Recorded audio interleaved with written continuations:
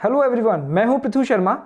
आज इस वीडियो में हम क्वांटिटेटिव ईजिंग टॉपिक के बारे में बात करेंगे। जानने की कोशिश करेंगे ये पूरा कंसेप्ट है क्या, आजकल ये न्यूज़ में इतना क्यों है। देखिए, हमारे जो केरला के चीफ मिनिस्टर हैं उन्होंने एक टर्म यूज़ किया था helicopter money in relation with quantitative easing. आप सब ने यूट्यूब पे काफ़ी वीडियोस देखी होंगी जिसमें आपको हेलीकॉप्टर मनी का कंसेप्ट क्लियर हो गया होगा। बट हमारे एग्जाम पॉइंट ऑफ व्यू से इकोनॉमिक्स पोर्शन में quantitative easing is a very important concept और आज हम इस वीडियो में इसी कॉन्सेप्ट को क्लियर करेंगे। चलिए आगे बढ़ते हैं। जो भी एस्पिरेंट्स हमारे यूपीएससी पीसीएस एग्जाम्स की तैयारी कर रहे हैं, ये टॉपिक उनके लिए बहुत इंपॉर्टेंट है and please do subscribe the channel ताकि मेरी अब कोई भी नई वीडियो आए आपके पास उसका नोटिफिकेशन तुरंत पहुंच जाए। ये आज का हमारा एमसीक्यू क्वेश्चन, इसका आंसर मैं आपको वीडियो के बिल्कुल लास्ट में दूंगा। जब आप ये पूरी वीडियो देख लेंगे होपफुली आपको भी इसके आंसर का आइडिया हो जाएगा। Question is which among the following pertains to quantitative easing. पहला ऑप्शन है cutting interest rates, pumping money in the economic directly. Third है issuing bonds in the market. Option A है 1 and 2 ओनली, ऑप्शन बी है 1 and 3 only, option C है 2 only and option D है 1, 2, 3। Let's begin. देखिए, जब से India में lockdown हुआ है ड्यू टू कोरोना वायरस, तब से इंडिया की जो इकोनॉमिक सिचुएशन है वो बहुत ज़्यादा स्लो डाउन हो गई है। इनफैक्ट मैं ये कहूँगा कि पूरे वर्ल्ड की जो इकोनॉमिक सिचुएशन है वो बहुत ज़्यादा नीचे जा चुकी है।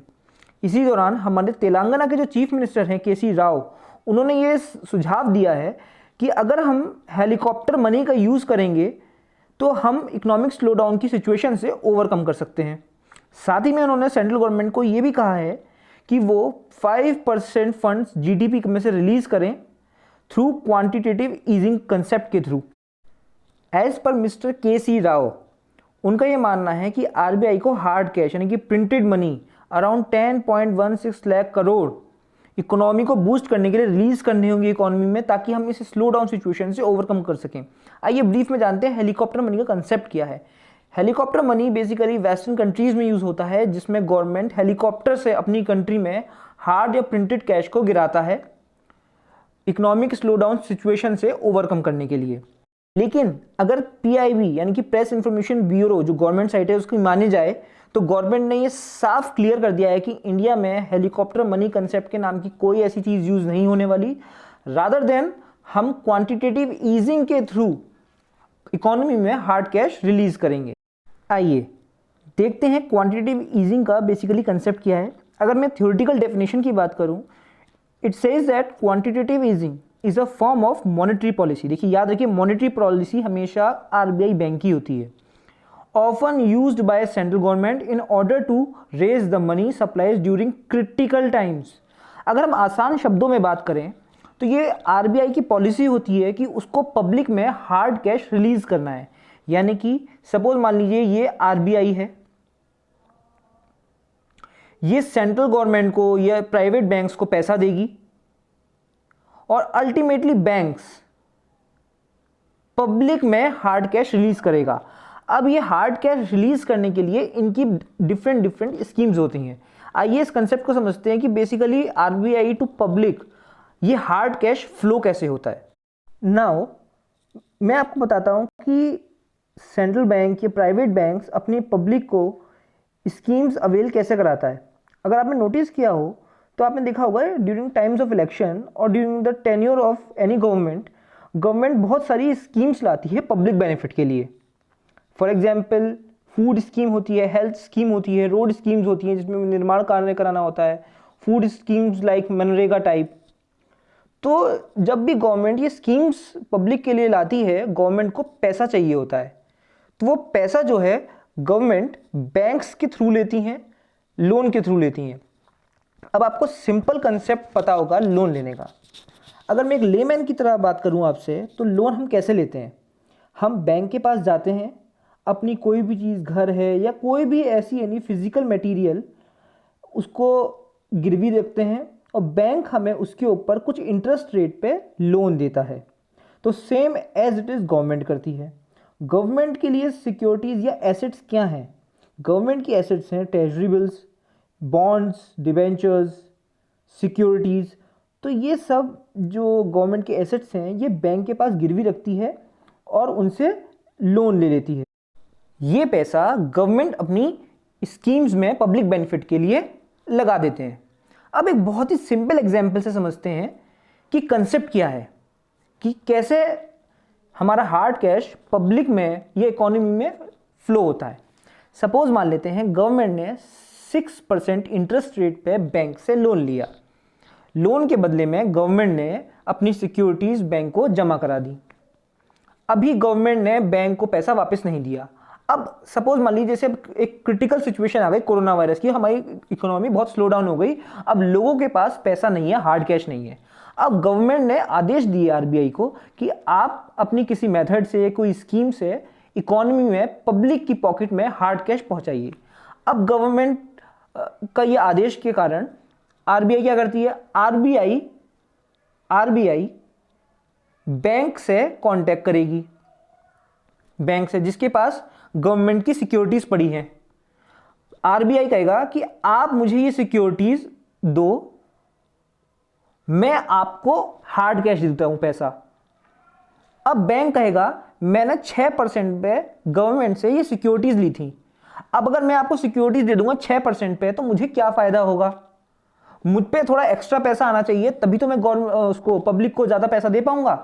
तब आरबीआई क्या करता है, आरबीआई कहता है बैंक से कि आपने 6% पे लोन लिया बैंक से, ठीक है, मैं आपसे 10% पे ये सिक्योरिटीज लेता हूं और आपको उसके हिसाब से पैसा दे देता हूं। तो आरबीआई या तो 10% पे या डबल रेट्स पे, इंटरेस्ट रेट पे उससे पैसा उठा लेगा और लोन दे देगा बैंक को लोन दे देगा। अब भी कहेगा कि अब मैंने आपको इनफ कैश दे दिया है, अब आप कोई स्कीम्स चलाइए जिससे पब्लिक आपके पास आए, कुछ ऐसी स्कीम्स प्रमोट करिए कि पब्लिक के पास हार्ड कैश आए। अब सिंपल इसका समझते हैं कैसे। सपोज मान लीजिए बैंक है, अब बैंक के पास क्या है, अब उसको हार्ड कैश रिलीज करना है।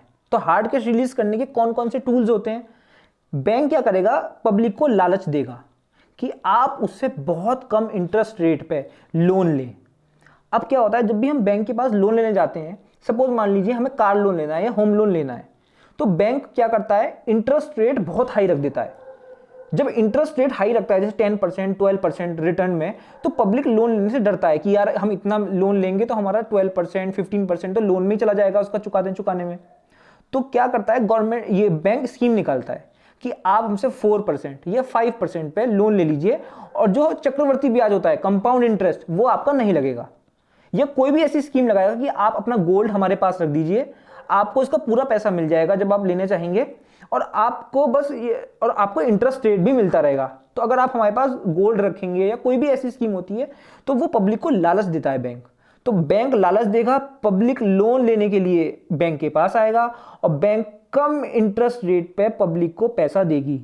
तो ये पूरा कंसेप्ट है क्वांटिटेटिव ईजिंग का।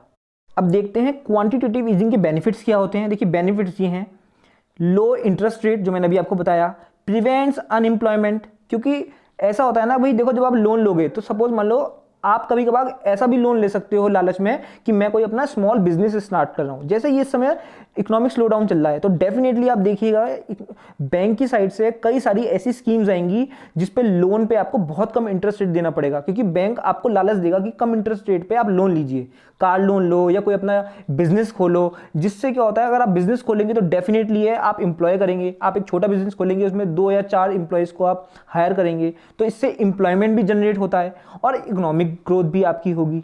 तो ये इसके सारे बेनिफिट्स हैं। इसके ड्रॉबैक्स क्या हैं कि इन्फ्लेशन आ जाता है। इन्फ्लेशन मतलब महंगाई, क्योंकि जब इंसान के पास हार्ड कैश होगा, ज़्यादा से ज़्यादा इकोनॉमी में पैसा फ्लो होगा, तो थोड़ी बहुत महंगाई भी बढ़ेगी। जो चीज़ 1 रुपये की है वो 1.5 रुपये की होगी। मे कॉज स्टैगफ्लेशन, यानी कि स्टैगफ्लेशन मीन्स महंगाई बहुत ज़्यादा बढ़ जाना। लेकिन अगर हम प्रेजेंट सिचुएशन को देखें, कोरोना वायरस में जो इकोनॉमिक स्लो डाउन हुआ है, इसमें रिसर्चर्स का, एक्सपर्ट्स का ये मानना है कि स्टैगफ्लेशन या इन्फ्लेशन ज़्यादा इफेक्ट नहीं करेगा इकोनॉमी को। लेकिन ये एक जनरल हमारे ड्रॉबैक्स हैं, बट राइट नाउ सिचुएशन को देखते हुए ये दोनों ड्रॉबैक्स इतने इफेक्टिव नहीं है। ये डी वैल्यू करते हैं करेंसी को। डी वैल्यू मीन्स हमारी करेंसी की जो वैल्यू है वो डॉलर के मुकाबले हाई हो जाती है। जैसे सपोज मान लेते हैं अभी हमारी करेंसी की वैल्यू $1 की 60 रुपये है। इन्फ्लेशन आने पे क्या हो जाएगा, हमारी $1 की कीमत ₹70 हो जाएगी। तो ये होता है डी वैल्यू का मीन्स, हमारे एक्सपोर्ट चीपर हो जाएंगे एंड इम्पोर्ट्स हमारे कॉस्टलियर हो जाएंगे। यानी कि जो चीज़ हम बाहर से लाएंगे, जो चीज़ हम अब ₹60 में खरीद रहे थे, उसी के लिए हमें अब ₹70 देने पड़ेंगे। तो यानी कि इम्पोर्ट हमारे हो जाएंगे कॉस्टलियर। आइए, ये हमारा MCQ है। होपफुली आपको भी इसका आंसर का आइडिया हो गया होगा। तो इसका राइट आंसर है ऑप्शन सी। देखिए, काफ़ी लोग आप सोच रहे होंगे शायद इसका आंसर ए हो, 1 and 2 ओनली, बट नहीं। ये देखिए, इंटरेस्ट रेट एक टूल है कि हमारे क्वांटिटेटिव ईजिंग के थ्रू हम इंटरेस्ट रेट कम कर देते हैं, बट जो बेसिकली मीनिंग होता है हमारा क्वांटिटेटिव ईजिंग का, वो मीनिंग होता है pumping money in the economy directly. And hopefully ये वीडियो आपके लिए बहुत इंपॉर्टेंट रहा होगा, बहुत नॉलेजेबल रहा होगा। And thanks for watching, take care of you all and bye bye.